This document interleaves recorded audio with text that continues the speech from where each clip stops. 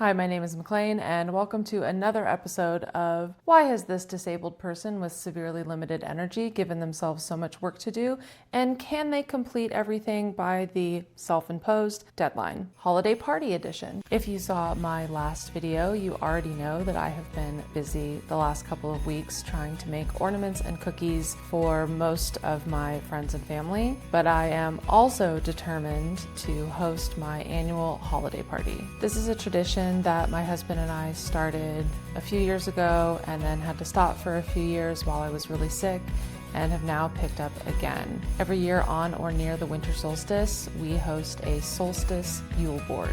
The idea is that friends and neighbors come over to enjoy seasonal food and holiday cheer. Before I go any further, let me play the video recap of last year's solstice Yule board to give you more of an idea what the event is all about. Why are my wheels so squeaky? Welcome to my solstice Yule board. My family is of Danish descent, and growing up, my mom would always have a Yule board or a Yule on Christmas Eve. If you've ever heard the term smorgasbord before, a Yule board is just a smorgasbord on Yule or Christmas. The Danish word Julefrokost means Christmas lunch, whereas the Swedish word Julebord means Christmas table, but they're essentially the same thing. Per Wikipedia, many Yule boards are characterized by large amounts of food and drink, both traditional and new, hot and cold, and there is often lively partying. Growing up, we did our Yule board on Christmas Eve, but now my husband and I host ours on the winter solstice and invite friends and neighbors to join us. Last year was a huge milestone for me. For the first time in years, I was well enough to have a Yule board at all, and I managed to make enough food and find enough energy to socialize with 2 guests. It was amazing. I made even more progress this past year, and while I'm still totally disabled and chronically ill, this year I took a huge risk and planned a Yule board with 20 guests. Knowing my physical limitations, I planned ahead as much as possible and tried to spread out all the tasks for this event over as many days as I could. I filmed some of the prep from the first 2 days of cooking, which is what you've been watching, but then had to concentrate on getting everything done and didn't film the rest. But here's the final result, and I'll walk you through all of the dishes that I made. Keep in mind, I still only have a few safe foods, and I couldn't actually taste anything I made for this party, so I was really relying on previous experience making these dishes growing up. I made Swedish meatballs with cream sauce, caramelized potatoes with brown sugar, balsamic braised red cabbage, deviled eggs, dill cucumber salad, Gravlax, which is cold cured salmon with dill honey mustard and pickled red onions, baguettes, dinner rolls, vegan and gluten-free bread, oranges, Kransekake, which is an almond and egg white dessert, Julebord, which is a rice pudding with cherries and almonds, and back here on the stove we have glögg, which is mulled red wine. I also made some vegan meatballs with lingonberry, and then I set up a hot drink station over here. The party was such a huge success, and I really appreciated that everyone in attendance took precautions to make this event safe for me, an immunocompromised person. In addition to everyone's individual precautions, I also had multiple high-quality air purifiers set up around the room. It's a rare, special thing for someone like me to be able to participate in an event like this, let alone have the energy to host it. I'm out of practice with group events, and while I had so much fun, I'll admit it felt more like I hosted 50 people than the 20 who were there. Potato, our 8-month-old puppy, was also feeling the social fatigue. By the end of the night, we were almost totally cleaned out. I can't believe these were the only leftovers from all that food, and it makes me feel really good that these traditional dishes from my childhood were so well received and highly complimented. The winter solstice starts our 12 days of Yule, which is a period of rest and reflection, much needed after a busy season and a successful party. Happy holidays to you and yours, however you choose to celebrate. I think this year's solstice Yule board is going to be a little more chill than last year's. Firstly, I have now officially hosted the full-blown cocktail party style Yule board in this house, so I've already done it once. I know the layout of where things need to go on the table. I'm making mostly the same dishes as last year, which are the same dishes I grew up with. I have my recipes down, and I think we're going to have few people this year. A lot of people are traveling. Last year, a lot of people weren't traveling for the holidays. Hurricane Helene had just happened here in Asheville, and a lot of people were around. Secondly, I do have a pretty strict illness policy. I'm immunocompromised and am not willing to lose any of the functionality that has been so hard won for me due to getting a cold, or heaven forbid I get something more serious like the flu or pneumonia. That could be completely catastrophic for me, and I want to stick around a little while longer and do more fun things. I have had a couple people reach out over the last few days to let me know that they or someone in their household is not feeling well and they won't be attending. While I will miss them and I hope they can attend next year, that does make things a little bit easier for me, especially since I'm already a little extra low energy and burnt out from everything I've been working on the last couple weeks. Like I mentioned, I'm gonna make a lot of the same dishes that you saw in the recap video, starting with the Gravlax. So today is Thursday night. It's about 7:45, and the party starts at 6 p.m. on Saturday. And Gravlax does take a few days to cure. So my plan for tonight is to get the Gravlax curing in the fridge. I think I'll go ahead and make the Kransekake tonight as well. I'll at least get all the rings made. I probably won't assemble until tomorrow because those cookies can sit out for a few days. They're just as good 3 days later as they are the day of. I'll make the pickled red onions that go with the Gravlax. And then I'm doing balsamic Brussels sprouts this year instead of the balsamic red cabbage. The red cabbage wasn't really a huge hit last year, so I don't want to do that again. I think the Brussels sprouts will be more well received, and I think today I'll try to wash and prep all the Brussels sprouts, but I'll wait to roast them until tomorrow. What else can I do tonight? I have to do some of my own meal prep. As I mentioned in the recap video, and as I've mentioned before on here, I only have a few foods that are safe for me to eat that don't cause me anaphylaxis, and my only safe vegetable is broccoli. So I need to cook broccoli for myself tonight so that I'm not having to worry about that over the next few days. So Gravlax, Kransekake, pickled red onions, broccoli for me. That's probably all I really can do this far ahead, which really isn't that much. This should be, I don't want to say easy. I don't want to jinx myself, but I think I can do this, especially since I got a task chair for my kitchen, which makes things a lot easier. I'll still need to stand for a lot of this work over the next couple days, but this rolly chair helps me sit down as much as possible and conserve a little bit of energy, which is great. So this year I'm using a different kind of salmon than I usually get. I usually get farm-raised salmon, but I don't want to do that anymore. So for the first time, I'm using these wild-caught fillets for my Gravlax. Hopefully it'll still work the same. We're gonna find out together. One thing that is nice, I meant to get this in the fridge yesterday because it usually takes about 3 days for my Gravlax to cure, but these are much thinner pieces, so they'll cure much faster. So that's gonna work out great that I didn't get that in until today. I've already rinsed my salmon sides and patted them dry with paper towels, and now I'm gonna show you how to assemble this to cure it. I base my Gravlax off of this recipe that I grew up with from this book called The Cooking of Scandinavia. It's from 1969. It was my mom's. She gave it to me, and it's what I use for a lot of the Danish dishes that I grew up with. I say that, and then I'm gonna go totally off book. The recipe says to use 3 to 3.5 pounds of salmon, a 1/4 cup of sugar, a 1/4 cup of salt, 2 tablespoons of black peppercorns, and I think it just says like a bunch of dill. Yeah, 1 large bunch dill. We're gonna do sort of that. Basically, what I take from that recipe is it's equal parts sugar and salt to a little bit less peppercorns and a boatload of dill. I'm gonna mix way too much salt, sugar, and pepper, and I may or may not use all of it. I've been making Gravlax for my entire life, so I've kind of got the feel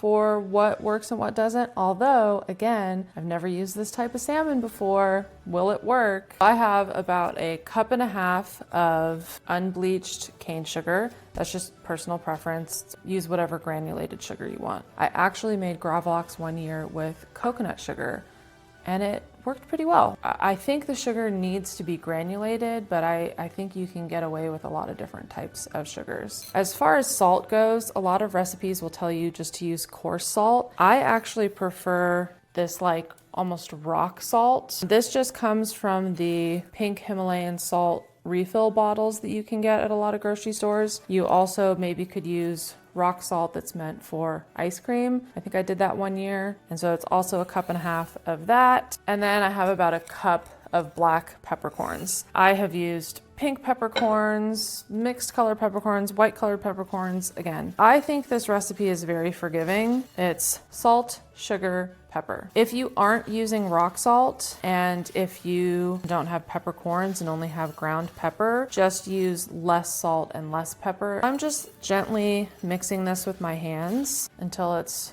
roughly evenly mixed together. And I think I will stand up for this next part. I'm gonna move one of my salmon sides over. And on this salmon side, I normally do this with my hands, but since I might not use all of this mixture today and I don't wanna get fishy fingers in it, I'll use a spoon. And I'm just gonna take my mixture and start spreading it over this side of the fish. And I'm just going until it feels like the right amount to me. I know that's not very helpful if you're planning to make this from my tutorial here, but I'd say for this size of salmon with this thickness, I'm using almost 1 full cup of the mix. So I've got that down. Now I'm gonna put down my dill. I don't think you can have too much. So this is an entire bunch. I usually get my bunches of dill from Whole Foods. They tend to have these big giant bunches for a reasonable price. Now I've got my dill down. I'm going to put another cup of mixture down over my dill. And now I'll take my other piece of salmon and place it on top of the dill and the mixture. And now I'm just gonna fold my parchment paper over the top. And as I'm doing that, I'm sort of shaking the mixture back in and sealing it up with the fish. Fold this other piece of parchment paper and place it over the top, because now I'm gonna put this in the fridge with this other sheet tray on top of it, and I'm gonna put a couple of really heavy things on top of this in the fridge, and the weight will help it cure as it presses it. Not everyone makes Gravlax this way. This is the way the book tells me to do it. This is how I've always done it growing up. And then once a day, sometimes twice a day, depending on how I feel, I'll come in and flip the salmon over so that both sides are curing evenly. A few years ago, I figured out that if you are using smaller pieces of salmon, like a piece this size that would fit in a gallon Ziploc, you can do all of this in a gallon Ziploc, which makes it really easy to flip and is much less messy. But obviously I'm making enough Gravlax for a party, so we had to break out the sheet trays. I'm gonna put this down here. Since I don't have a ton of stuff that needs to go in the fridge right now, I'm actually gonna take this shelf out so that I can really stack stuff up for the first 24 hours of curing. So I have a gallon of apple cider. That's pretty heavy. Let's stick that on top. And I have a big jar of baking soda. That's pretty heavy. So I'll add that on top. I think that might be pretty good. Yeah, I think that's enough weight. I may come back in and add a few more things on top of it.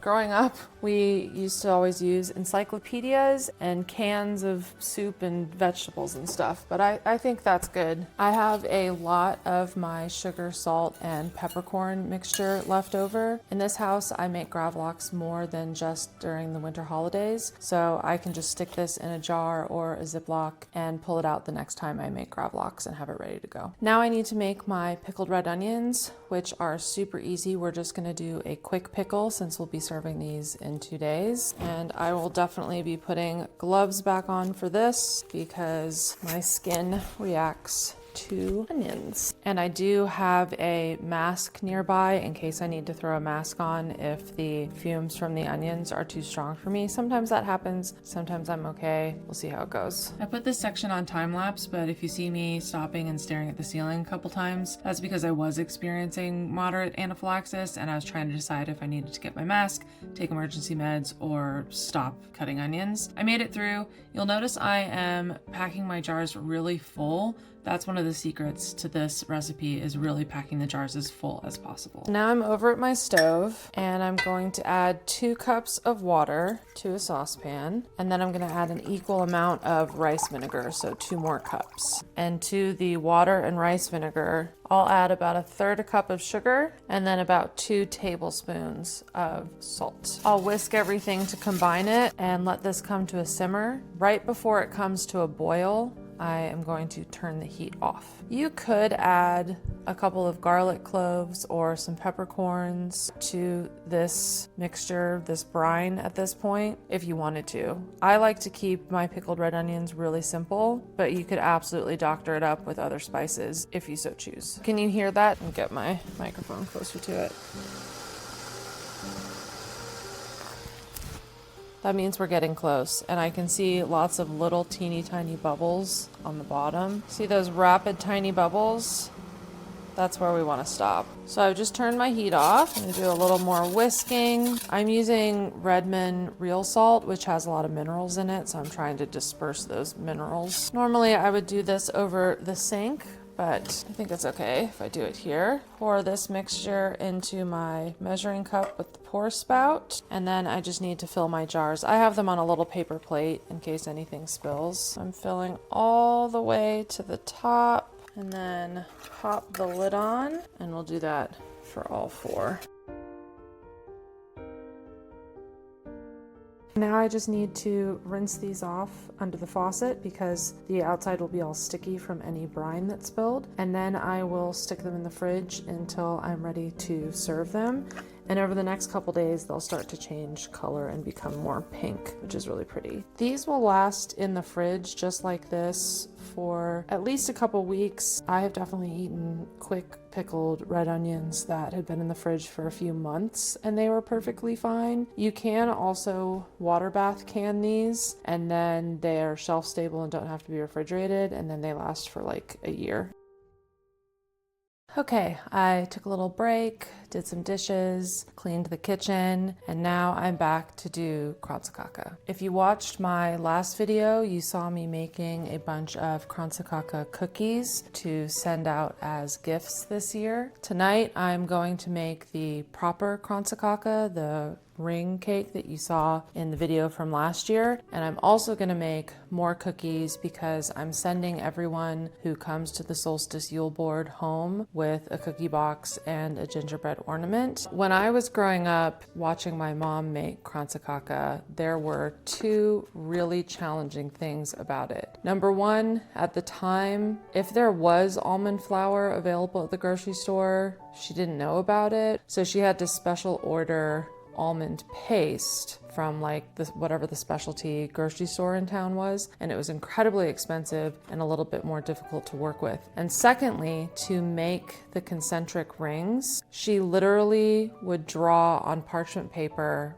with a protractor and a pencil, and she would measure out the concentric rings, and then she would roll out her dough and form it on her traced circles and then bake that. It took forever. But these days we have a set of pans, and as long as you make a cookie snake, a cookie ring to go in each one of these rings, you will end up with a perfect tower when all is said and done. So much easier. I will say these are non-stick. This is the only non-stick thing I have in my house. I try to limit toxins wherever I can in my household, partially because I'm just conscious of all the toxins in our world, but a lot because I'm already a severely chronically ill human and I don't need to add extra stuff to the pot here. But I cannot find Kransekake pans that are stainless steel. I can only find non-stick Kransekake pans, so I just wanted to mention that. Kransekake is naturally gluten-free and dairy-free and contains really just usually 4 ingredients. For me, it's 5 ingredients. The first one is almond flour. The second one is powdered sugar, egg whites, almond extract. Some people think using almond extract is sacrilegious and some people swear by it, but I usually use about a teaspoon of almond extract per batch. And then I also add about a teaspoon of vanilla paste. Most people don't do that, and there might be a Scandinavian or two watching this. Probably not. I don't think anyone watches my videos that gets really upset by this. If so, I apologize. I also have out my stand mixer. You can mix this by hand. I mixed Kransekake by hand for years. I find using a stand mixer is a lot easier, so that's the route I go now. Each batch takes about a pound of almond flour. Each of these bags has 3 pounds in it, so that's 3 batches per bag, 6 batches total. 1 batch will be used to make the proper Kransekake tower, so we'll roll out our dough for all the rings, and then I will clean this work surface, lay out some parchment, and do 5 more batches that will just be Kransekake cookies. So that should make about 200 cookies. There are lots of different opinions on what temperature to use for Kransekake. I bake mine at 375 degrees Fahrenheit. Some recipes say 400. Like I said, I go 375 and I cook 2 sets of rings at a time, and then my cookies, I do 18 to 20 cookies at a time, and that takes 14 minutes. So let's get this preheating, and while that's preheating, let's mix up some dough. A lot of bakers will tell you to weigh your ingredients out with a scale for this recipe. I've personally found that it doesn't matter, but you absolutely can use a scale if you want. A pound of almond flour is about 4 cups. Most recipes call for equal amounts of almond flour to powdered sugar. I do a little less powdered sugar because I do a really thick royal icing on top, which is very sweet. So I'm gonna do 4 cups almond flour, 3 cups powdered sugar. Oh, for any allergy people watching this, powdered sugar usually has some cornstarch in it. So if you're corn sensitive, you'll want to buy the Wholesome brand powdered sugar that has tapioca instead of corn. Just wanted to mention that real quick. Depending on the size of my eggs, I'll use between 3 and 4 egg whites. Because these are pretty large, I'll use 3. And then a teaspoon of almond extract, teaspoon of vanilla. I'm going to move to a time lapse for this because I've already told you everything that I'm doing and it's gonna get really loud. Oh, the only thing I haven't told you, we're fitting our KitchenAid mixer with the paddle attachment for this. And when we mix it up, I'll go on time lapse in a minute. Let me show you this part. So 1, 2, 3, 4, half a cup, 1 cup, half a cup, 2 cups. You'd think by now I'd have multiple 1 cup measures, but I don't. Half a cup and 3 cups. And then I like to put my paddle on and mix this up on low speed to just get the powdered sugar and the almond flour evenly combined before I add any of the wet ingredients. It's probably not necessary. It's just, I think it's just a habit from back when I used to bake more professionally. My paddle attachment will be in the way of getting my eggs in, so I'm just taking it off and setting it to the side in my bowl. Cracking your eggs directly into your bowl is dicey, and I often pay the price for that, but I'm gonna do it anyways. Again, we just want the egg white. I'm going to transfer the yolk back and forth, get just the white into my bowl. You can save all these egg yolks and make something like a lemon curd. I hate to throw these away, but I don't have time to make something like a lemon curd, and they'd go bad in the fridge by the time I do, so I'm just gonna throw them out today. I cannot wait until we have chickens again because I would just feed these shells and these egg yolks right back to them. A lot of people would say not to do that because you don't want to encourage your chickens to eat their eggs because then you won't get any. But if you scramble them beforehand, and obviously you want to crush the eggshells up really fine so they're not really identifiable as eggshells, then you shouldn't have any egg eaters in your flock. But yes, chickens absolutely can't eat eggs. I know it sounds wild. Whoops, dropped a yolk in. So I just used my shell to pick it back up. It's fine. I went and washed my gloves real quick because we are pathogen conscious in this house.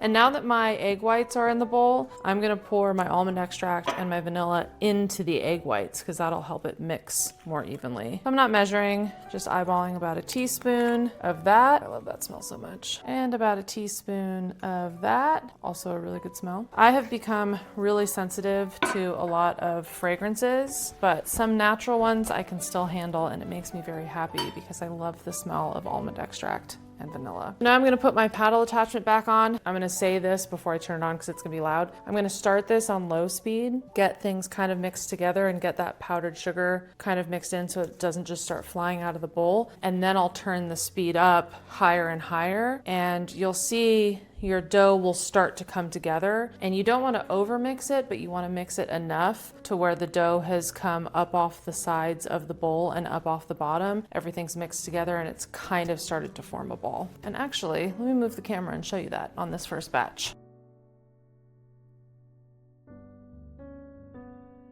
I think I used a little too much egg white, which is why it's sticking to the edges of the bowl. So I basically was watching the bottom and waiting for all the little crumbly bits to get pulled up from the bottom to form this homogeneous dough. This is a little wet. Typically I prefer for it to be a little bit drier than this, but it's very forgiving. This will work just fine. Now I'm going to roll my dough into snakes about 1/2 inch in diameter and then just start fitting them to all the circles. And I'm doing that, I've like triple sanitized my kitchen island. I'm just gonna do that directly on the granite. In the past, I've done that on parchment paper and it kind of moves around. It's kind of annoying, whatever. We're doing it directly on the counter because that's why we clean. It's actually kind of nice to use a wetter dough than normal because it sticks together a lot better. So a bit of a happy accident. Again, these eggs are freaking huge. So I probably could have gotten away with 2.5 eggs worth of egg whites, but 1/2 an egg is a bit hard to measure out. For these pans specifically, you want to go a little thinner than it feels like you should. I learned that the hard way because while Kransekake dough doesn't expand very much, it does expand a little bit, and you don't want the rings to expand into each other and stick together. It's not the end of the world, but it's kind of a pain in the butt, so I don't recommend it. Let me find my largest ring, which I think is this one, and I'm gonna lay this in, and then I'm just going to pinch it off and then squish the ends together. You can do this a little more neatly. I don't mind having a seam. I've really, especially now that I'm disabled and trying to be a recovering perfectionist, I embrace the rustic in everything, especially cooking and baking. Then I'm just gonna keep rolling out this cookie snake and continue to fill all of my rings. And as I run out of dough, I'll grab more dough from my bowl, and that I am gonna put on time lapse because this is gonna take a little while.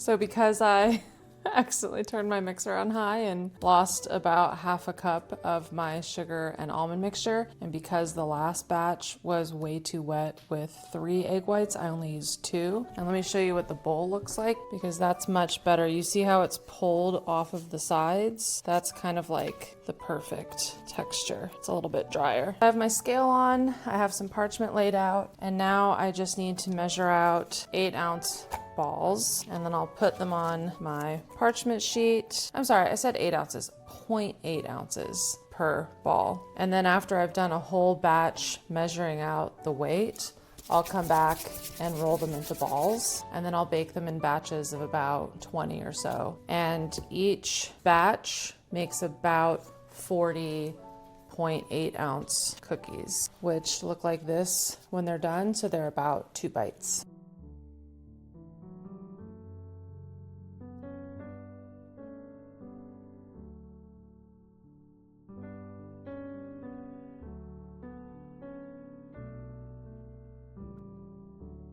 Okay, my last batch of Kransekake cookies are in the oven, and I'm gonna call it here for tonight. It's 12:30 in the morning. I'm definitely not doing Brussels sprouts today. I'll have to do those tomorrow. I ran out of piping bags and need to send my husband out to the store tomorrow morning to get more, so I can't do the royal icing on these tonight. So I'm just putting them in these containers overnight, and I'll do the same for the rings. But I wanted to show you, now that the rings are cooled is when you can pop your Kransekake out of the molds. I'm going to show you how these stack, and then tomorrow I'll ice them, and the royal icing is the glue that actually sticks the layers together. So I take my mold and I just gently press on the side of the cookie, and it pops right out. And let's see if I know the order. I've done this so many times, but I usually have to swap a few rings. I got every ring right. I don't think that's ever happened before, and I got it on camera. So this is how the ring molds work with the Kransekake, and like I said, tomorrow I'll make some royal icing, and we'll put that in a piping bag and use that to glue the layers together. And once the royal icing dries, I like to joke that this could basically be a prop cake, like it's not going anywhere. Okay. See you tomorrow. I think now is as good a time as any to insert a holiday decorating montage. Last year was our first year in this house, and we did put up some lights on the porch, which you can see in the background. We actually left them up all year and just didn't turn them on, which was nice. It saved us some time this year. And otherwise, last year we used all real greenery that we bought at the farmer's market. But it was expensive and kind of a pain, and since we no longer have acres and acres of evergreen trees like we did at our Colorado property, we decided now is a great time to start investing in some higher quality fake greenery that we can use year after year. Although having said that, the swag on the front door is real, as was our tree this year. I am really pleased with how the front porch turned out, and I'm excited to keep adding to the decor year after year.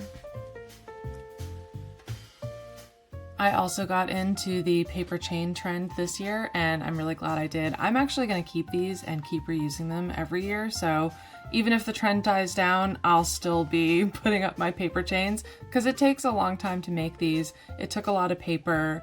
I hope they last at least for a few more years. We have slightly vaulted ceilings in this house, and just recently hung up my family heirloom goose Gertrude kind of in the middle. So we thought it would be fun to drape some streamers and the paper chains from Gertrude to the corners of the living room. We absolutely love the way this looks, and now we want to do this for every season. I think the streamers and paper chains are going to be a permanent fixture in our house, just changing colors because we really like it. Next, I needed to finish getting this quilt bar painted, and I also put up some of the fake garlands we invested in this year inside the house. The quilt bar was actually supposed to be part of a different video that's coming out, I don't know, soonish, but I didn't have time to finish it in that video, so you'll see it in this one. I've been wanting to put a quilt bar up ever since we moved into this house, and it turned out so good. That video will also include this built-in bookshelf that we made over here. I love having this built in here now. It made it really fun to decorate. Then I put a garland up over the kitchen window, decorated the chandelier, and also added a garland above this like doorway area. I love the way everything turned out, and next year I want to do twice as much. We had to make the quilt bar almost twice as long as we originally intended, but because I painted the stairs, I think it works, and I'm excited to change these quilts out every season as well. And lastly, for this montage, we got up our tree and I decorated it with candles and bows. It is now the next day, and we are starting out with a time lapse because we've got a lot to do and not a lot of time to do it in. Quick shout out for the hat I got for William many Christmases ago that he loves to wear and turns sideways when he needs to wear his headphones. So he turns from a Viking into a rhinoceros. Last year we used the stove to hard boil all of our eggs for deviled eggs, and it was a huge pain in the butt because we made so many. This year we used this little egg cooker that William bought, and it was so much easier. I highly recommend getting one of these little egg cookers if you really like hard-boiled eggs, if you make a lot of deviled eggs. They're great. We made 70 deviled eggs this year, so this little guy really came in handy. Then we moved a few things around in the living room so that we have more seating for our solstice Julebord party, and then I cleaned the kitchen again. Okay, I am back. It is 9:20 p.m. You saw William prepping all of the Brussels sprouts, and I have them back there to roast in a minute. Then he did all the deviled egg prep. I'm gonna make the deviled eggs filling here in just a second. While he was doing all that, I meal prepped my broccoli, as well as made both of my meals for today and both of my meals for tomorrow, because that's just less that I'll have to do tomorrow if I already have my meals ready to go and I just need to heat them up. I also made all my signage, so I can cross that off the list. And then we also set up tables and chairs, which you saw. Last year, it didn't feel like we had enough places for people to sit with a plate of food. You know, we had a lot of people sitting in our living room area, kind of balancing a plate on their knee while holding a cup. So I just threw out our skinny long table and a few folding chairs. Okay, so we're gonna make the deviled egg filling. We'll go ahead and make the dill honey mustard as well, since it's kind of similar ingredients. Then we will make the royal icing, assemble our Kransekake, ice all of our cookies, and we'll go from there. My deviled egg filling is going to be a bit sacrilegious to some, but when I could eat all of these things, this is how I liked it, and this is how my husband likes it, so this is what we are going with. I'm not gonna measure anything. I'm just gonna go by feel. But to all of our egg yolks, I am going to add a decent amount of mayo because we're doing 70 deviled eggs. This is gonna be about a cup of mayo, and I may even choose to add more once we mix it up. We will see. And then I'm going to add both some Dijon and a little bit of stone ground mustard. I'm not gonna add any salt or pepper to the filling because I'm gonna salt and pepper the egg whites, but I will add a little bit of paprika, even though I'm going to also add paprika on top. And here's the thing that a lot of people are gonna hate. I add sweet pickle relish to my deviled eggs. Then we'll mix that all up and see how we feel. That is looking pretty good to me. Now I just need to get this in a piping bag, and the deviled eggs will be done except for assembly, which takes no time at all. Because I'm using my KitchenAid mixer for this and the bowl is latched into the stand, I should be able to fill my piping bag with just one hand. If my bowl wasn't latched into the stand and I would need to hold my bowl with one hand, I could just put my piping bag in a cup and fill it that way. I have a couple scoops in there, so I'm just going to shake my piping bag to get the filling down to the tip, so I have room to keep filling and there won't be too many air bubbles and I won't get too many blowouts. As you're piping, when you get that blowout, it can ruin your piping, so it's just better to try to get some of the air out as you're filling the bag. This is pretty full. You want to leave some room at the top to be able to close it, but I don't have too much left. I think I can make it fit. My husband was able to find these larger piping bags at the store today, which is great. Okay, now I'm gonna shake my piping bag one last time to get as much of the air out as possible, and then I will close it up at the top, twist it around, and take a rubber band and secure it as tightly as I can. And now this will go in the fridge until tomorrow. To make the dill honey mustard sauce for the Gravlax, it's a few of the same ingredients we just used in the deviled eggs filling, plus a few more. Because I'm making this for a lot of people, I'm gonna make a lot of sauce. I'm not gonna measure this one either, but I'll try to give you ratios, and I'll definitely give you ingredients. To my bowl, I'm going to add pretty much an entire bottle of Dijon mustard. Next, I'm gonna add almost the same amount of mayo to the mustard. Then I'll add about about half as much honey. So I guess I'm using about 1.25 cups of mustard, a cup of mayo. I'll use about 1/2 cup of honey, a little bit of salt, a decent amount of pepper, and I have a bunch of dill that I've already washed and dried that I'm just going to chop with kitchen scissors. I'm gonna add at least 1/2 cup of dill. There's dill in a lot of Danish dishes, and I'm gonna add a lot. And now I just need to whisk it together. And that looks pretty good to me. I can't taste test this because I can't eat any of the ingredients in this anymore, but I've made this sauce enough in my life that I'm pretty sure this is okay, and I can always have my husband taste it if I need to. And now I'll just cover this bowl and stick it in the fridge, and the flavors will develop even more overnight and it'll taste even better tomorrow. I have cleaned up my workstation and changed my gloves. Now we're gonna make some royal icing to glue our Kransekake tiers together and ice all of our Kransekake cookies. And we're gonna need a decent amount of royal icing. So to my mixing bowl, I'm going to add 5 cups of powdered sugar. Actually, let's make that 7 cups. And then we'll add 3 egg whites. I can already tell this isn't gonna be enough egg white. Oh, I added 2 more cups of sugar. Let's add a 4th egg white. It's been a long time since I used a recipe for a lot of things. So there's 4 egg whites, and I'm gonna add a dash of almond extract to really play up the almond flavoring in the Kransekake. Then we will put on our whisk attachment. I may add more egg whites. This is the consistency I want. That's how I like my royal icing. Some people like it a little thicker.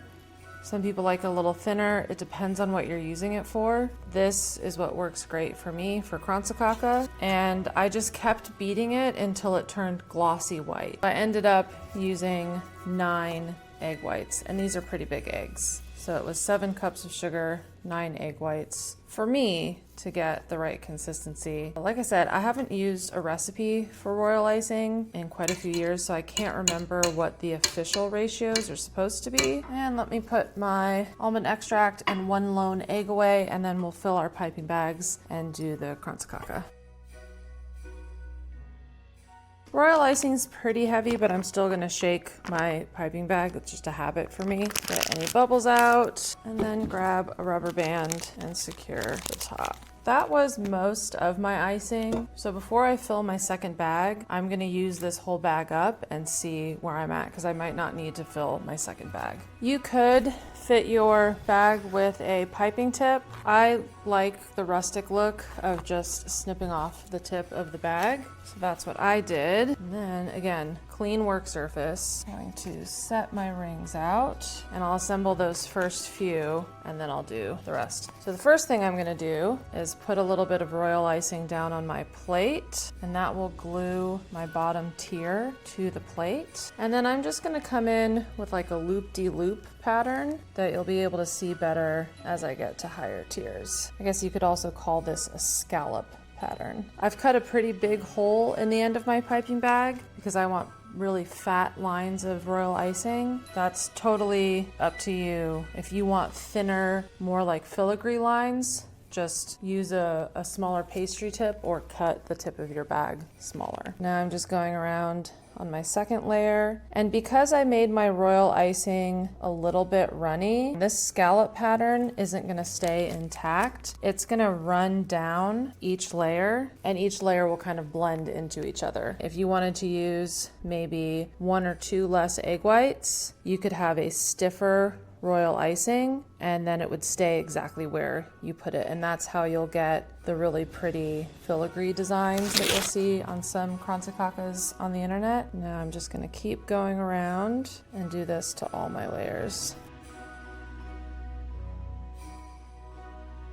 And on your top layer, you want to be a little more careful where you put your icing, because this is the layer that's the most visible. And as the icing dries, it will turn hard and really glue this together. I probably could have put my rings a little more right on top of each other. My Kransekake is looking a little bit like a sideways cornucopia. That's okay. Again, we embrace rustic in this house. Now I'm just gonna take this icing that I'm already working with and just do big zigzags on all of my Kransekake cookies. Okay, so I will need my second bag. Hopefully I made enough. I am gonna put this one in a cup this time so I can really get everything out of my mixing bowl. It's worth mentioning here, I like my Kransekake cookies to have big, fat, almost ice bun royal icing on them. The icing will harden and become crunchy. So if it doesn't sound appealing to you to have big, fat, crunchy pieces of icing, use a smaller tip and do finer lines. Also, I normally would ice these up on racks, so any excess icing will drip down to the rack and not stay on the cookie. Icing them this way means that they will end up with sort of little feet on the bottom, but because I'm making so many Kransekake cookies, this is 200 of like 1,000. Frankly, I don't want to wash all those racks. So I think my friends and family are okay if their cookies have feet. If I was making this in a professional setting, I would put these up on racks. And I'm trying to remember if I don't think I ever made Kransekake when I had my bakery brands. I don't know why. It's naturally gluten-free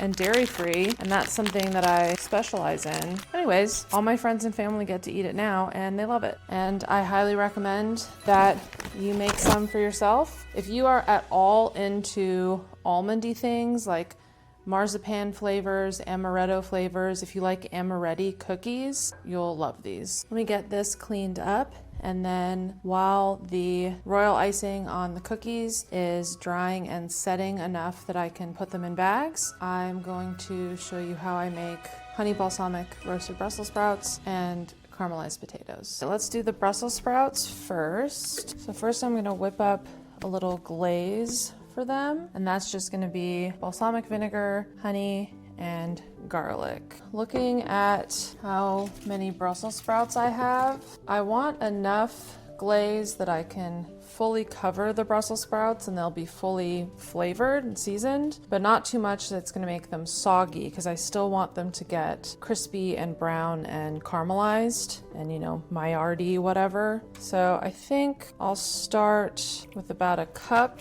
of balsamic vinegar, with the idea that I'm not going to put all of it on them at first. I'll put about half of it on them, par roast them, save the other half, and put that on just before I finish roasting them tomorrow. Then to that, I'll add about a quarter cup of honey. We actually found this at Sam's Club. We don't have a Costco here. We're getting one, but Sam's Club is starting to get more like good stuff. And then I'll add about a tablespoon of garlic paste. I know buying garlic like this is not great, but we take a shortcut here and there. And then I'll just stir to combine, and I am going to let this come to a rolling boil. Oh, that vinegar is pungent. So while that's doing its thing, let's get some olive oil onto these Brussels sprouts. Let's also preheat our oven. I'm gonna bake these at 425. I want them to caramelize, not just be soggy. Now I'll add my salt and a really decent amount of black pepper. And once I pour the sauce in it, I'll mix it with my gloved hands, so that'll get all the salt, pepper, and olive oil also distributed evenly. You absolutely don't have to cook this sauce. I'm cooking it to reduce it a little bit, to remove some of the moisture, so it's more of a glaze. Now I'm gonna turn the heat down and let this simmer for a little bit while my oven is coming up to temp. Okay, this is reduced a little bit. If I had the time, or if I had thought about it earlier, I could have put this on and let it reduce for like a couple hours, and then it would turn into almost like a syrup consistency. This consistency will be fine for today, and we did get some of the water out. So let me just drizzle about half. I'm gonna mix it up and see how I feel. That's looking pretty good. They all now have a little bit of the balsamic on them. You can see a little bit of brown on every single Brussels sprout. And my oven just came to temp, so I will roast them like this. I'll put this in a jar, and when I finish roasting these tomorrow, I'll add the rest of the sauce. I'll set the timer for, let's do 20 minutes and then see how they look. And then let's get this in this little cup. Now let's make caramelized potatoes. And to do that, you'll need earth balance or butter, brown sugar, and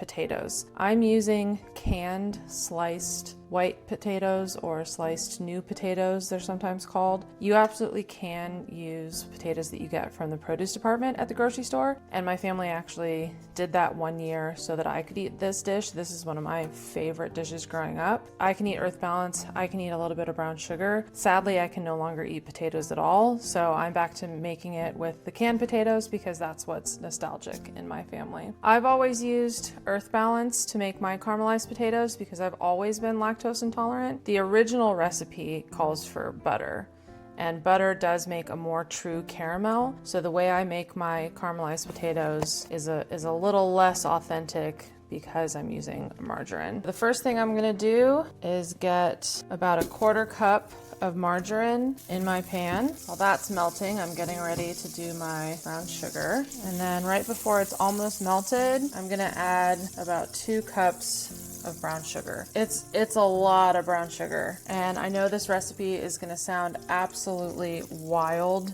to a lot of people. I think it's one of those things, if you grew up with it, you love it. If you're a person that really enjoys sweet and savory dishes, you might really like this. Otherwise, this might be really weird to you. I'm gonna turn my heat up a little bit, and I'm gonna continue stirring this. I usually mess this up once or twice every year before I get it right, but the idea when I do get it right is that the sugar will heat up and turn syrupy. If I didn't do it right, the sugar will stay lumpy like this and just burn. I'm not sure. I do think this recipe is probably a lot more foolproof when you use butter instead of margarine, but that is not my world, so I can't really comment on that. And I'm gonna doctor as I go. I'm gonna add some more butter and see if that helps. I'm sorry, some more margarine, vegan butter. Okay, I'm right on the verge here, but I actually think I can make this work by just adding the potatoes. This is a very ballsy move, a bit reckless perhaps. I'm trusting the process, and I'm trusting the fact that I've made these a million times. And I'm also going full steam ahead because I don't want to have to remake the sugar mixture 3 times this year. So we're just gonna keep stirring. Oh yeah, this is looking good. We've got kind of a syrupy thing going on in the bottom of the pan. That's what we want. Okay, yay!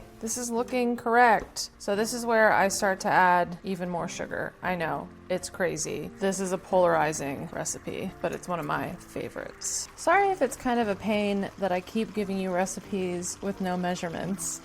We're making all traditional foods that I've grown up with, and you know, the recipes have just turned into muscle memory over time. I'll probably make future cooking and baking videos, and those will have more specific recipes and measurements. Now I'll just keep stirring this up to heat the potatoes and to evaporate some of the water in the potatoes. I used to cover the potatoes at this stage, but I learned a few years ago, or I guess I accidentally figured out a few years ago, that I really want to remove some of the water that's in here. So leaving it uncovered is the way to go because I really want this to become syrupy. And this is also the point where I'll add some salt. You could add pepper at this point too. It depends on how much savory you want with your sweet. And when I'm serving this to other people, I don't add pepper so that it can be more on the sweet side and less on the confusing savory side. If I were making this just for myself, I would add pepper. Although I don't think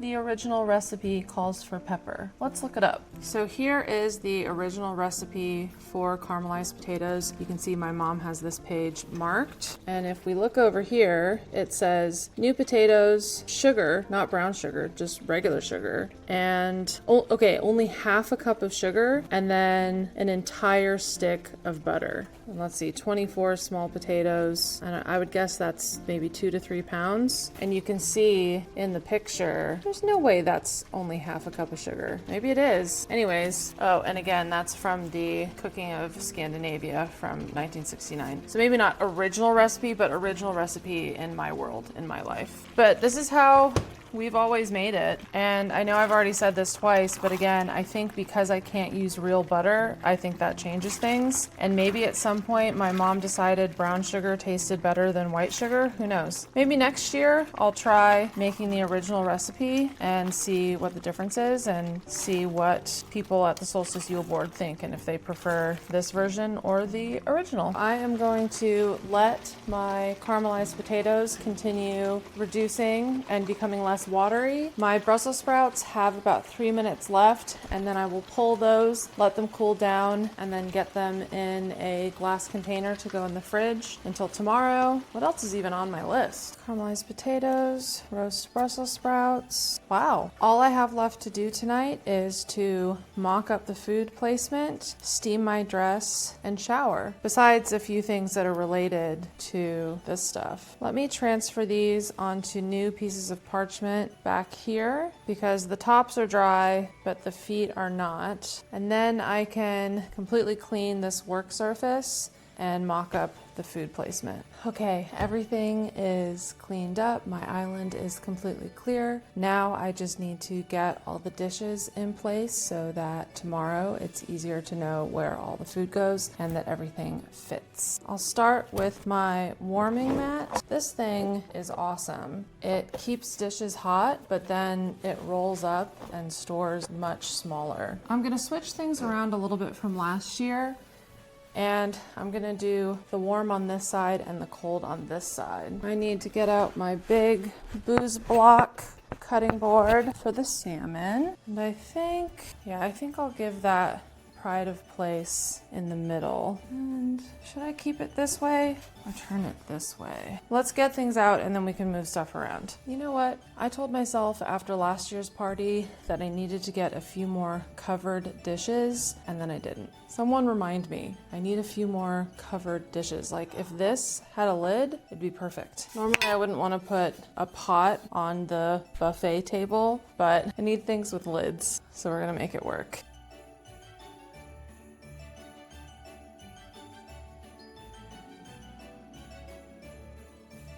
Okay, here's what I have. It's okay, we're gonna go with it. So you grab either your small or your large plate, whatever you want. The oranges are mostly there for decoration, but someone might eat them. Then I'll do the deviled eggs up here, shrimp down here, cocktail sauce in that little bowl, dill cucumber salad, Gravlax, dill honey mustard, pickled red onions, Swedish meatballs, caramelized potatoes, balsamic Brussels sprouts will be in that yellow one. And then you come around to this side, you'll have gluten-free, dairy-free bread, baguette slices for the Gravlax, dinner rolls, Kransekake, and then the Yule log with whipped cream down here. And then at the end, your silverware and some different oranges and napkins. Then when you go back here, there will be cups, and then the Yule punch and the glog up on the stove, and then the hot drink station. Sign showing that glassware is in there, trash and recycling is down there. I think this setup is pretty good. Anyways, it's good enough. I'm gonna go with it, and it's nice to already know where everything goes. Obviously, I do have to break all this stuff down because I need this workspace for tomorrow. So I'll move all of this stuff over to the dining room table for tonight, and then I'll reset it back up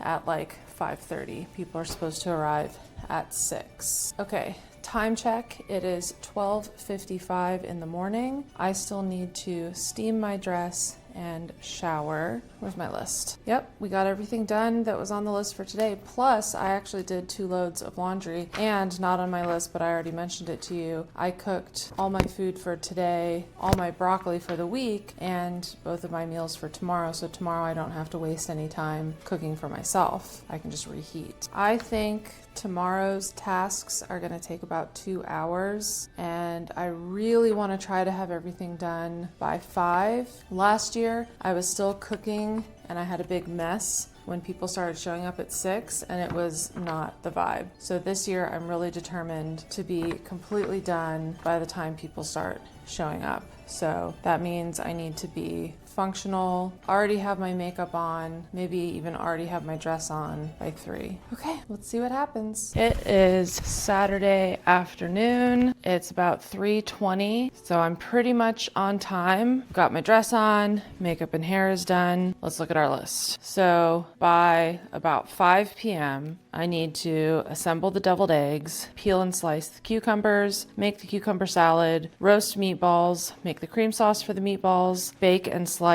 the sourdough bread, bake the dinner rolls, make mulled wine, make the Yule punch, heat the Brussels sprouts, heat the caramelized potatoes, set up the hot drink station, and make whipped cream. Can we get all of that done in an hour and a half? Let's find out. One of the things I'm learning from last year is to start off the day with a completely clean kitchen and no dirty dishes. So even though it wasn't completely full, I ran the dishwasher last night. I'm gonna put all of this stuff away real quick so that I have a completely clean kitchen to start off. William is slicing and peeling cucumbers, and I am going to rinse and dry the Gravlax. It feels pretty good. It feels harder, I guess, and I actually may have over-cured it, but if I did, that's okay. Over-cured Gravlax still tastes good. First, with my hands, I'm just gonna peel away as much of the dill as I can, and then I'm gonna pick out as many of the peppercorns as I can. You don't want any of these peppercorns to stick around because you do not want someone to get an entire peppercorn bite. That is not a desirable outcome here. It does take a little while to get all these peppercorns out. Okay, I've gotten most of the peppercorns out of this side, so I'm gonna set that on my paper towel for a minute and work on the other side. Now I will set that side down and gather up all of this stuff and throw all of this away. Then I need to rinse my fish well under cold running water, and that's also my opportunity to pull out any remaining peppercorns. Some people will say not to rinse your Gravlax. I think it's much nicer when it's rinsed. It's way too salty when it's not. So I rinse it. I'm setting this down on clean paper towels while I work on the other side. And now I'm gonna pat these dry, like really dry, with paper towels, and then put them back in the fridge until just before the party, when I will slice them up on the tray. Next, I am going to get the mulled wine going. I'm making this in an Instant Pot, but not because I need a pressure cooker, mostly because I just need something that stays warm. So I have this set on the keep warm setting, and that's how I'm gonna do the mulled wine, because in the next 2 hours, the keep warm will heat it up enough that it'll be similar to doing it on the stove top. Yet again, I'm not using a recipe. I'm just going by feel. I'm starting with 1.5 liters of Cabernet Sauvignon. I love that smell. I can't drink alcohol anymore, which is fine, but I love the smell of red wine. To that, I'm adding about half a bottle of this wine that was a gift that I opened last week for some friends and just need to finish up. Mulled wine often includes another liqueur or liquor, usually brandy. In this case, I'm using Di Serono, which is my husband William's favorite. And this whole party is kind of amaretto almond themed anyways with the Kransekake. So I'm gonna add about a cup of Di Serono, and that's gonna go really well with the warming spices that we'll use next. To the red wine and Di Serono, I am going to add 2 sticks of Ceylon cinnamon. Ceylon cinnamon is different than what you'll typically find. If something's just labeled cinnamon, it's probably, I think it's called cassis, something like that, and it's not as nice. Ceylon cinnamon is a little bit nicer, and it's what I like to use. Then to that, I will add about 8 cloves and 1 single star anise. Star anise is so pungent, you don't need very much, and it's a very polarizing flavor, so only 1. And then lastly, I am going to slice up 2 navel oranges and chuck those in. Wow, this navel orange is gorgeous. Look at that coloring. That is so pretty. I'm also going to add these to the Yule punch, but I think if I have any extras, I may cut them into wedges for people to eat fresh, because this feels like the perfect orange. They're Cara oranges. That makes sense. Well, here is our finished mulled wine, and I'm just going to put the lid on and let that sit, and then I'll take the lid off when people are ready to have some. One thing I didn't think about when I set all this up last night is that this is the best work surface to talk to you. So I moved a couple things, and I'm gonna make a couple things right here in this section, and then I'll reset everything up right before the party. So William has peeled and sliced all the cucumbers for the cucumber salad. Now I just need to salt it. So I'm putting about 2 teaspoons of salt for, I think this is 9 cucumbers. And with clean hands, I'm just gonna gently mix it up. Oops, lost a cucumber. The dogs will love that. And we're salting our cucumbers ahead of time to release some of the water, and then we'll dump out that water and add the rest of our seasoning and our dill. Otherwise, if we were to just add our seasoning now, we would have a really watery cucumber salad, and we don't want that. Now that all my cucumbers are salted, I'm gonna stick this in the fridge for about 30 minutes, and then I'll take it out, drain the water, and season it.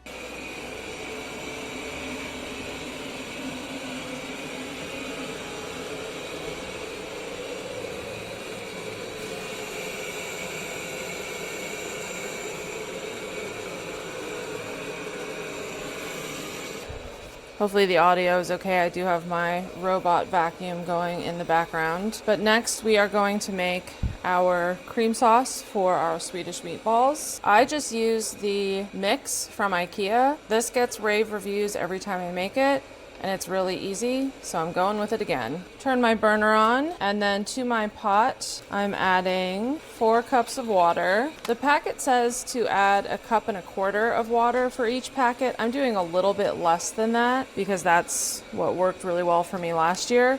So I'm using 4 packets, 1 cup of water for each packet. So then we'll add our sauce mix from our packets, and then we'll whisk to dissolve that into the water. This thickens up pretty quickly, so you want to whisk pretty quickly. While I'm waiting for this sauce to come to a boil, I've gotten out my caramelized potatoes. I'm reheating those over here because multitasking is my friend, especially today. As a matter of fact, I might as well get the oven going so that I can put the Brussels sprouts in and reheat those. This Instant Pot just keeps getting moved further and further over. Oh, okay. So now my sauce has come to a boil. I'm gonna turn my heat off because, woo, she's spitting. Good thing I'm wearing an apron. And we're gonna add in 1.5 cups of heavy cream. The sauce packet only calls for 1/4 cup of cream per packet. So where I reduced the water, I added that back in cream. I'm doing this in an Extrema ceramic pan. So this ceramic pan will retain a lot of the heat. While the directions say to keep the heat on and simmer this for 3 minutes, the pan will do that for me. And now that the Swedish meatball sauce is done, I just need to add the meatballs once I reheat those. But this is way too much sauce, and there's not enough room for meatballs. I did that on purpose.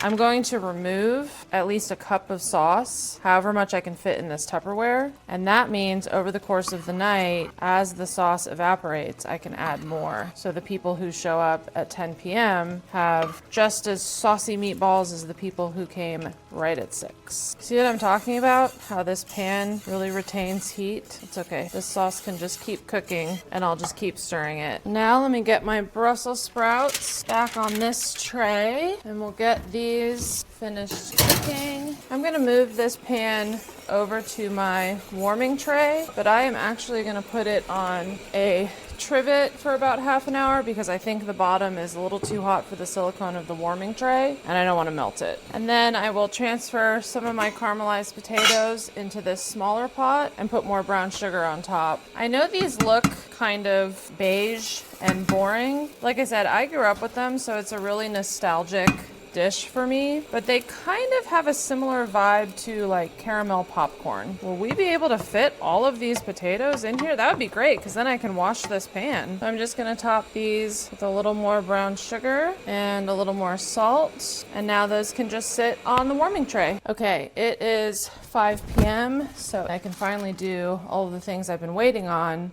because I didn't want to do them too early. First, I'm gonna get my meatballs in. I'm just using these home-style beef and pork meatballs from Sam's Club. I don't wanna make too many because I can always whip up more later in the party, and I don't wanna overfill my pan. And then I'll go ahead and pull my Brussels sprouts out and turn my oven down to 350. Oh yeah, those look awesome. Let me get those in this casserole dish. Now we can pour our leftover sauce on top. That looks really good. The sauce thickened overnight. So this is going on the warming pad. We're reusing the same tray. I'm gonna put a new piece of parchment down and I'll put the dinner rolls on here. Again, these are just from Sam's Club. Both of these things bake at 350, so I can put them in the oven at the same time, which is really convenient. I'm gonna start with this many because again, I can always make more. These are really easy to just pop in the oven. So let me set that for 10. And now the top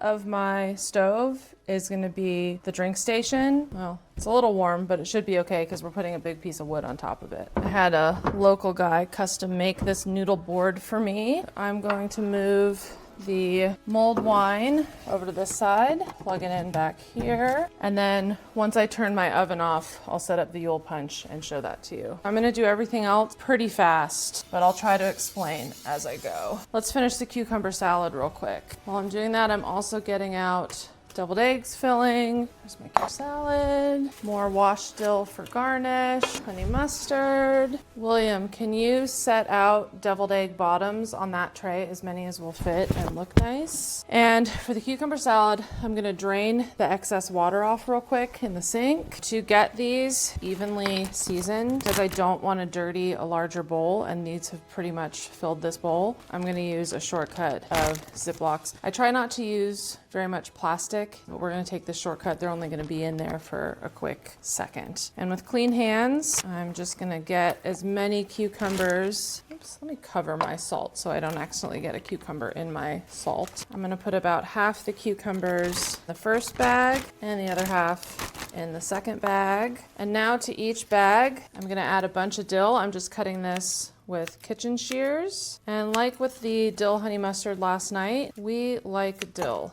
in this house, so I'm gonna cut a lot. That looks good to me. It's about half a cup. The cucumber salad really depends on, again, I don't use a recipe and I can't taste it. So William to the rescue. This rice vinegar is already seasoned. It already has salt and sugar in it. So I'm gonna start with just the plain rice vinegar and then you let me know if it needs more salt or sugar. So I'm putting about a 1/4 cup in each bag because we just want these seasoned. We don't need them drowning. And then I'm also gonna crack in some pepper and then we'll close our bags and shake them up. Salt is lingering on my tongue. Pepper? Add more pepper. There is a frontal note of vinegar, so the sourness is there. It gives you a nice little pucker, but it's very mild. So a little bit more wouldn't hurt. A little bit more vinegar, a little bit more sugar, and more pepper. I am going to do the deviled eggs. Let me move you over here. William has laid out all of these egg whites. I'm just gonna do pepper over all of them and a little bit of salt. Then I will cut the tip off of my filling and then I'll pipe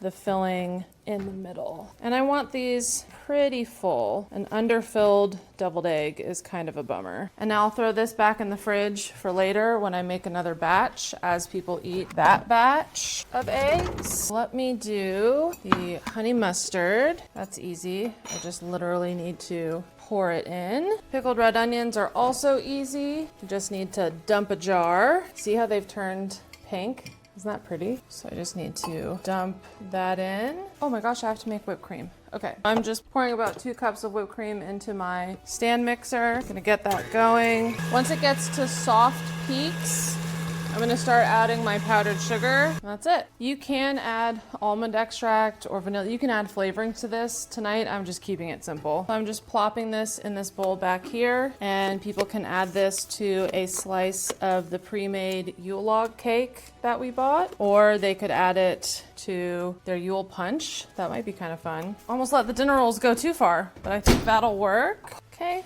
we've got a mountain of dinner rolls, just going right here with their sign. And I need to toast some vegan gluten-free bread. The meatballs feel done, so now I just need to get these in that pot. Okay, it is 5:36. We are doing okay. I'm definitely further behind than I wanted to be, but I'm not as far behind as I was last year, so that's good. I've turned the oven off because now I'm just warming things. I want to warm up one of these baguettes just slightly, just to get some life back into it. Let me try to get the Yule log on here without damaging it. So the whipped cream is out. The Yule log is out. What about the apple cider? Oh, that was supposed to go in the Mule? mulled wine. I completely forgot. Thank you, William. I have an extra spoon here. I don't know what that was from. This is embarrassing. I meant to put apple cider in the mulled wine and I totally forgot. So I'm adding it now. What do you think? Does it need the apple cider? Don't think it would harm it. Okay. And can you taste the Di Serono or should I add more? I taste no decent. Grab the Di Serono out of the top there. We'll add both. We've got 10 minutes. I'm slicing an orange, maybe 2. It is 5:58. William is just cutting up a few more slices of baguette, but we are done. We are ready for guests. Let's go over the list. Assemble deviled eggs, peel and slice cucumbers, make cucumber salad, roast the meatballs, make the cream sauce, bake and slice bread, bake dinner rolls, make mulled wine, make punch, heat Brussels sprouts, heat caramelized potatoes, set up the hot drink station, make whipped cream, set up Gravlax. We are done. I am going to touch up my face real quick, turn off the overhead lights, get some sort of mood lighting going, and then I will give you a POV walkthrough of the party. Real quick before any of the guests show up, let me give you a POV. Welcome to this year's solstice Yule board. Over here we've got the fire blazing on the TV. This year's Yule tree with the gingerbread ornaments I'll be sending people home with, as well as bags of Kransekake cookies. Over here, a few more seats, a couple puppies outside, my restroom sign, air purifier on high, another air purifier over there, and then the food. Here's how everything turned out. It looks amazing.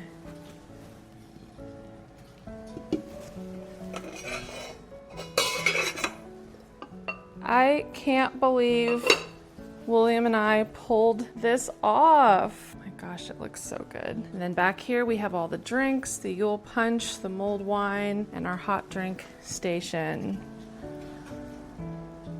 Happy solstice! I only took a few videos the first 20 minutes or so of the party, but it was so much fun. So many more people showed up than I expected. Everyone had an amazing time. I had an amazing time. I was actually able to enjoy my party instead of just running around cleaning, and I even got a photo with William, which we always forget to do.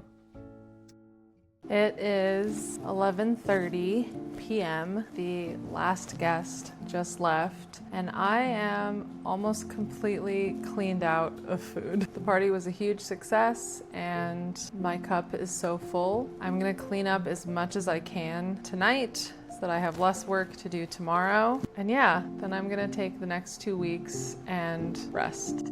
I was pretty tired at this point, but knew that if I didn't take advantage of the adrenaline and endorphins I was experiencing from the party, that the next day was gonna be a real bummer. So I stayed up and used what last energy I had to get everything clean, and I'm so glad that I did. It was so nice to wake up the next morning to a completely clean house.